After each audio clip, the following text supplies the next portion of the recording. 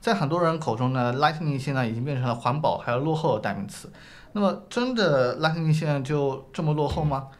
而为什么 Apple 用了10年还不准备换掉它？那么我们今天来聊一聊 Lightning 线的问题。今天 Lightning 接口在 Apple 生态随处可见，从 iPhone 开始 ，Lightning 登上了各种设备，从 Lightning 耳机到 AirPods 充电盒，再到 Magic Trackpad 和 Mouse。AirPods Max 的 Lightning 还能音频输入，再加上以 MFI 认证为核心做出一套配件生态。支持 Lightning 的第三方配件有不少，从底座再到无线充电移动电源。就我个人的体验来说 ，Lightning 的体验并不差，即便现在都是无线充电，我对 Lightning 并不反感。所以客观评价 Lightning 还是得回到10年前。Our new connector is called Lightning 的诞生，一方面是要继承大部分40 pin dock 的基础上，大幅度减小体积，并且提升使用体验，也要为未来的需求做好预留。最早 Apple 的使用的还是1394火线接口，当时 USB 只有 1.1 12兆每秒，对于 Apple 的硬盘来说太慢了。等到 USB 2.0 成熟后，第3代 Apple 的才引入30 pin dock 接口，且 Classic 系列一直兼容火线，包括高电压快充。在兼容性上，除了 USB 和火线，还支持音频线路输出和莲花头模拟线。如果你看过30 pin dock 接口的定义，就不难知道这种上古接口是怎么做到这么多功能的。甚至为了让新设备兼容各种底座音箱，转接头里的芯片多得不得了。至于缺点，就是免不了藏污纳垢。到了 Lightning 时代，大幅减小体积才能让新设备尽可能轻薄，而这种轻薄又不至于损失结构强度。我相信折叠屏时代的 Lightning 有助于轻量化的目标，从而实现普及。同时在结构上 ，Lightning 的座子能够实现更好的水密性。iPhone 12系列的5米 IP68 防水是业界的最好水平。时间回到2012年，当时与 Lightning 同台竞技的 Micro B 功能缺乏，而且结构强度脆弱，更不用说当时的 USB 3.0 在电脑也是勉强普及，还留下干扰 LTE 和 2.4G 这项大坑。Micro 3.0 更帮助对手的机器丑到了境界，而且 Lightning 的双面插拔直到 USB-C 时代才普及，更别说在做工、手感和体积上仍然占据优势。而且如果你注意细节，就会发现 Dock 时代的卡榫设计得到了保留，而且得益于统一的 MFI 制造，不会出现 USB-C 松紧不一的情况。难能可贵的是，大部分高级配件得到保留，上至万元 iPhone， 下至千元 iPod 都支持 1080p 60输出，搭配上投影和 HomePod， 就是目前对于北漂沪漂最好的影院方案。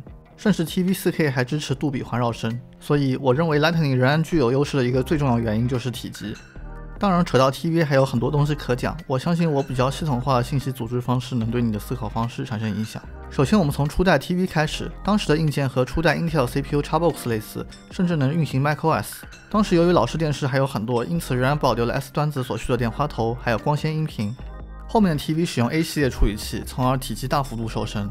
由于老式电视基本淘汰，因此只保留了光纤口和 HDMI， 而且很少见的配置了一个 Micro USB 用于刷机和 App 开发调试。到了4代 TV， Micro USB 演化成了 USB-C， 并且淘汰了光纤口。进入 4K 时代，还是类似的逻辑 ，Xcode 加入了网络调试，所以干掉了 USB-C。HDMI 2.0 也支持了 4K HDR， 还有杜比环绕声。通过 AirPlay 2在计算音频的加持下，让一对 HomePod 播放环绕声，体现了 Apple 无处不在让无线替代有线的逻辑。但是你这么想只对了一半，要是系统升级挂了怎么办？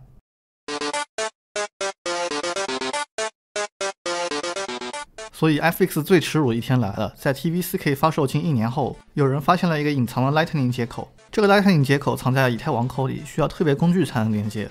结合 Chakra One N DFU 漏洞，还能实现越狱。想当年 iFixit 还自作聪明拆了 TV HD 的媒体样机，被苹果终身拉黑。然后 iFixit 1年前的 X 光片惨遭挖坟，苹果以这种特殊的方式让这个头号拆解媒体翻车，也算报仇成功。所以别小看 Lightning 的体积优势，如果不是体积够小，就不能让 Apple Pencil 轻松充电。有人觉得这种方式很蠢，但实际上在当时做到 Apple Pencil 就很不容易了，更别提 Pencil 无线充电吸附相关技术正式投入使用都是3年后的事情了。而当时 Apple Pencil 在硬件功能指标和后期的软件支持上都领先全行业，直至今日，老 Pencil 还在入门 iPad 和 iPad mini 发挥余热。换个思路去想，如果没有 Lightning， 可能 Pencil 各项需要供电的技术还会因为接口问题延迟投用。但是又有人说 USB-C 支持 PD 供电、高速传输、连接 4K 显示器乃至 eGPU， 那么 Lightning 还不是落后？然而实际情况是2015年 Lightning 接口就支持29瓦供电和 USB 3速度，小米全系列手机只有 USB 2.0， 更别提 Apple 在更易用的高速无线传输上做了努力。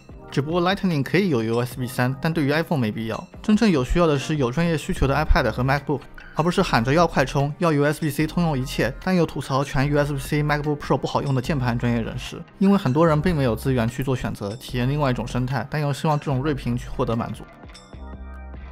进入 USB-C 时代 ，Lightning 线的重量还显著下降。很多鼓吹 USB-C 一根线搞定全部问题的人，根本没有考虑到全功能线的重量和价格。我出远门的时候就会带上这根很轻很短的线备用。新款 USB-C 线解决了旧款因为无卤素材料导致容易开裂的问题。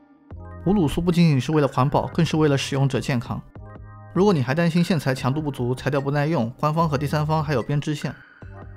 最牛逼的是，新款 Mac 不仅与键盘、鼠标与机身共享配色，就连2根电源线都是有颜色的。有人可能要问有什么用，我的答案就是没用。It's just a expression for yourself。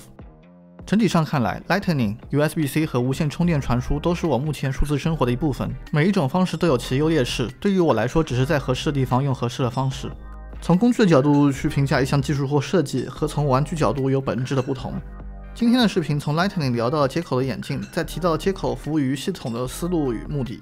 我能给大家的建议就是避免以实用主义作为衡量一切价值的真理观，这种观念会限制你的思考方式，影响你的成长。和各位一样，这个频道仍然在成长中，欢迎各位3连支持，谢谢大家。